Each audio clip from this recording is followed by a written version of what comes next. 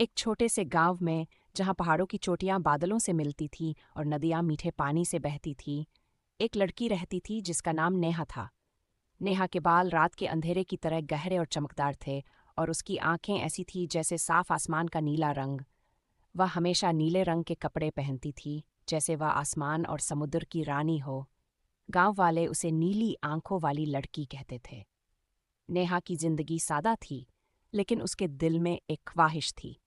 वह चाहती थी कि वह अपने गांव से बाहर जाए और दुनिया की सैर करे।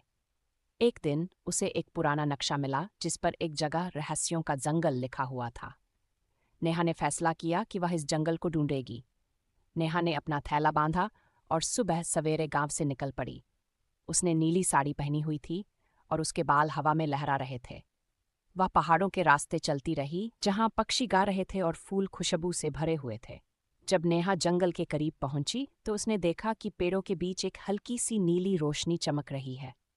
वह रोशनी की ओर बढ़ी और देखा कि एक पुराना पेड़ है जिसके नीचे एक छोटा सा तालाब है। तालाब का पानी बिल्कुल साफ था और उसमें नेहा की परछाई झिलमिला रही थी। नेहा ने तालाब में अपना हाथ डाला और अचानक उसके आसपास की दुनिया बदल गई।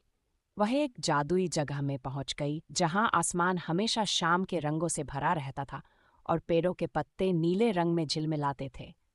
एक मधुर आवाज गूंजी, स्वागत है नेहा, तुम्हें इस दुनिया की रक्षा के लिए चुना गया है। नेहा को एहसास हुआ कि उसकी नीली आंखें और नीले रंग से प्यार इस जादुई दुनिया से उसके रिश्ते की निशानी थी। नेहा ने अपनी किस्मत को समझा और गांव वापस आ गई, लेकिन अब वह पहले जैसी नहीं थी। वह जादुई दुनिया की जान और ताकत अपने साथ लेकर आई थी। अब वह नई नीले का पहन पहनकर गर्व महसूस करती थी, क्योंकि वह दो दुनियाओं के बीच एक पुल थी।